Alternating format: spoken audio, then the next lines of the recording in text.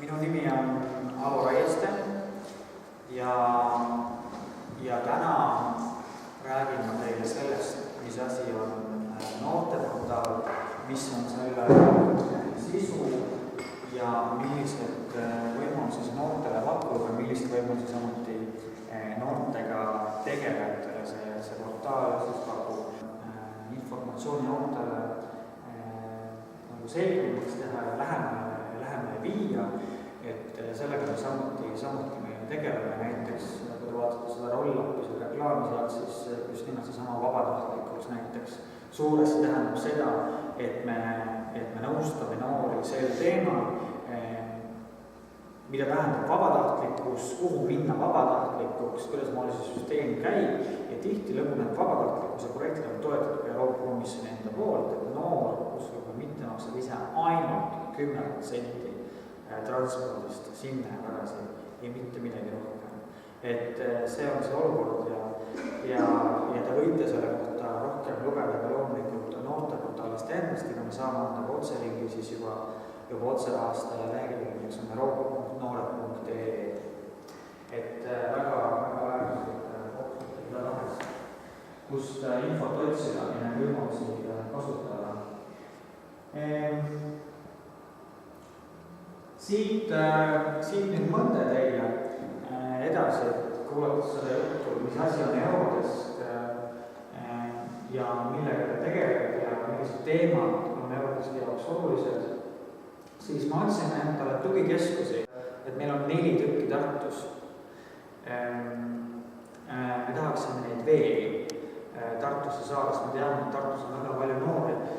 Nii et kui te leiate, et ka teie võiksite olla, ütleme, selle üks Eurodest 30 või tegelikult isegi juba 38 tugikeskusest tänasel päeval, siis andke meile teada, see protsess saamaks tugikeskuseks ei ole väga keeruline, aga see võrgustikus olemine on päris kasulik teile. Uskuge mind, saate igapäevaselt väga põnevat informatsiooni, millega saate kohe midagi peale hakata. Samuti, kui te tahate rohkem jõustada oma tööd näiteks rahvusvaheliste projektide, on nad siis koolitused, seminari või noorte vahetused valdkonnas või avalik töö, siis siin tuleb väga palju erinevaid pakkumisi, et see on väga mõistlik ja kõiki tugikeskusi me ka selles mõttes hästi hoiame, koolitame erinevatel teemadel, nüüd aasta lõpul tuleb ka üks koolitus kõikidele tugikeskustele. Lihtsalt olulisi teemad näiteks nagu sotsiaalmeedia kasutamine ja siis Facebook kasutamine on igapäevases töös näiteks noortega. Need on siin 8 erinevat valdkonda, mis Euroopa Komisjoni ja siis kõikide liikmesriikide poolt, kes on programmis arvates on siis kõige olulisemad teemavaldkonnad noorte endi jaoks. Ja kui te vaatate nende teemavaldkonnade peale, siis te näete, et teemavaldkonna on siis sotsiaalne kaasatus, vabatahtlik tegevus, kultuuri loovus, haridus ja koolitus, tööhõive ja ettevõtlikkus olemine, noored ja maailm, tervis ja heaolu. Siit, kui nüüd sellesse rohkem süübida, siis võib tekkida küsimus, et kus siis on noorte mobiilsus, mida noorteportaal väga aktiivselt ju toetab. Tänu sellele on olemas noorteportaalis Euroopa noortekaart, mis soodustab noorte mobiilsusega seetõttu, mitte ainult me saame noori rahvusvahelistesse projektidesse, vaid ka seetõttu, et noored olete elamisest soodsamad, soodustele saavad rohkem liikuda, kes Euroopas on ringi soodustused kehtivad, siis loomulikult ka Eurodest toetab selliseid projekte ja see noorte mobiilsus on hetkel nagu kõikide teemade ülene. See on päris sisukas.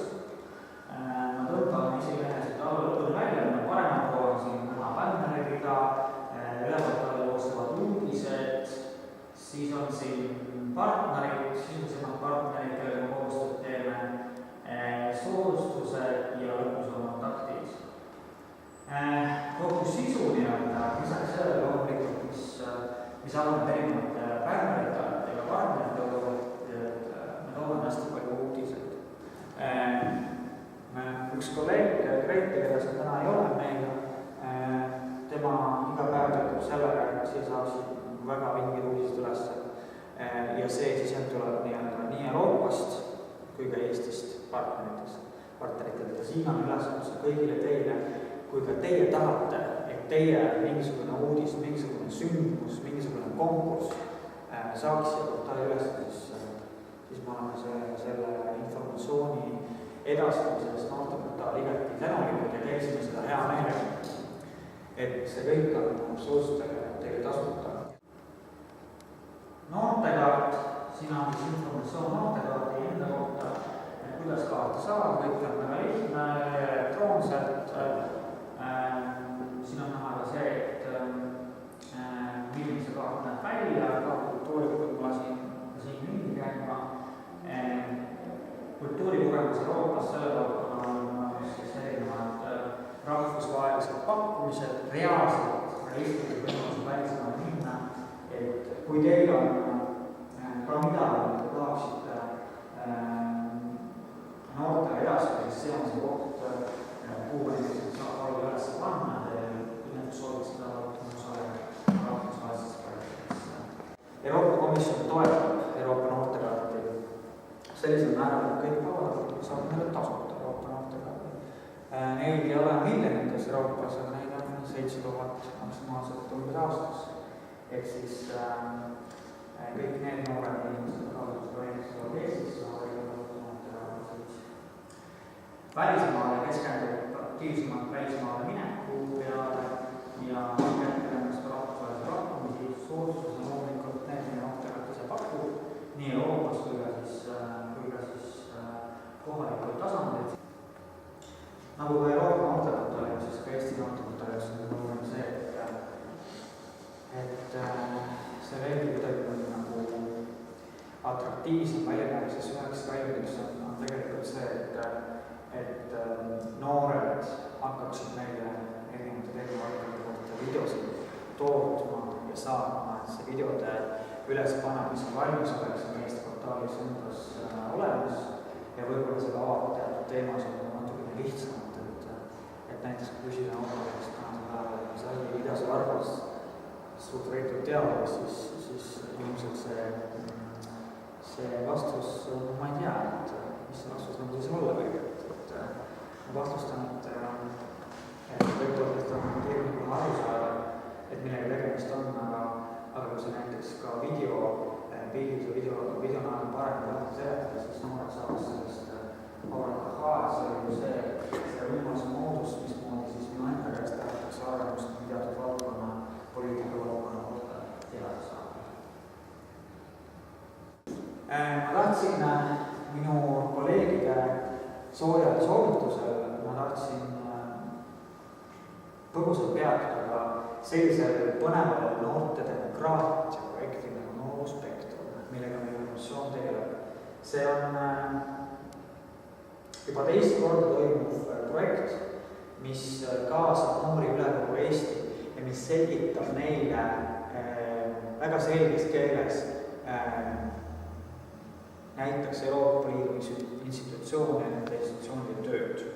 Et kui teile tundub, et teiega töötavad noored väga hästi ei tea, et mis asi on Euroopa Liit või mis asi on Euroopa Parlament või Euroopa Komisjon, mis on erinevad rollid, siis need infosessioonid, need workshopid, töötavad on igati nagu just nimelt nendele noortele suunatud.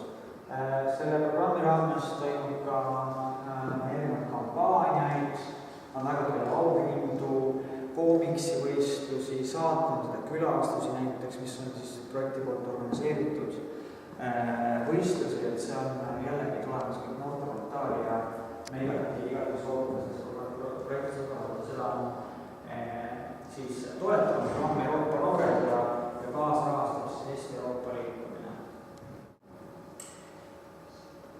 Ega see kõik, millest ma täna siin rääkinud koos minu kolleegiga, et see ei sünni nagu niisama kusagilt, et ilmselt on kusagil keegi või täpselt mitmuses isegi need institutsioonid, kes seda tööd toetavad. Ja siin näete erinevad logosid, need on päris mitmeid, aga see kõik ei ole mitte nii keeruline, et see on veelgi lihtsam, et kui me alustame sealt altpoolt, siis et portaal näiteks selline välja, nagu tänapäeval on, siis selleks me saime raha kodanikuühiskonna sihtkapitalilt paar aastat tagasi. Siis selleks, et Euroopa noorteinfo jõuaks paremini kätte noorteni Eestis ja ka noortega tegelatele Eestis, siis selleks rahastab meid pooles ulatuses Euroopa Komisjon Brüsselist siis ja pooles ulatuses Haridus- ja Teadusministeerium, kelle alluvus on siis ka tegelikult ENTK, Eesti Noorsootöö Keskus. Selleks, et noorteportaal veelgi paremini selle informatsioon oleks ka vähe ajakohasem ja me saaksime seda noorteportaali sisu noorteni endini ja noorte töötajateni veelgi lähemale viia ja seda portaali igapäevaselt tegeleda, siis toetab meid täiendavalt veel Haridus- ja Teadusministeeriumit, kes on siinsamas Tartus. Väliskogemus.ee tipite sisse brauseri peale valiskogemus.ee, siis saate ka selle veebi portaali kätte. Ja see on kasulik sait kõikidele neile, kes tahaksid informatsiooni kompaktselt saada, kiirelt kätte saada organisatsiooni kohta, kes tegelevad Eestis siis mobiilsusteemadega, kas jagavad informatsiooni või pakuvad reaalseid võimalusi, kes on üheskoos otsustanud, et nad võiksid kuidagi koos tegutseda. Me korraldame infoüritusi koos, me oleme teeliitel sealhulgas ka koos, meil on oma portaal, me teeme ühiseid trükiseid ja me teeme selle noortele siis ka natuke lihtsamaks, et siin ongi erinevad organisatsioonid, ka meie oleme Euroliksi programmiga siin, loomulikult Archimedes olev Euroopa noored, Archimedes ka ise, Rajaleidja, Europass ja toine uures, kui te ei tea, millega tegemist on, siis kindlasti minge ja kui te on ennast olema Tallinnas, siis on ka nemad Eurost korraldab ka näiteks koostöös töötukassaga siis oma suht töödesse, kus ka meie oleme inforoval. Dream Foundation ja ÜFU siis vastavalt pakuvad väga reaalseid osalusvõimalusi. ÜFU pigem on õpilastele välismaale minekuks üle maailma ja Dream Foundation pigem õppimiseks. Me oleme aktiivselt töötamas ka Facebookiga. See on meie jaoks saanud ka veidi olulisema tähenduse, et me paneme sinna igapäevaselt üles informatsiooni ja kui te leiate, et seal on midagi, mis oleks ka teie inspiiranud noortele huvi pakkuda, siis manest jagage seda, et ka teiste inimestega, teiste noortega.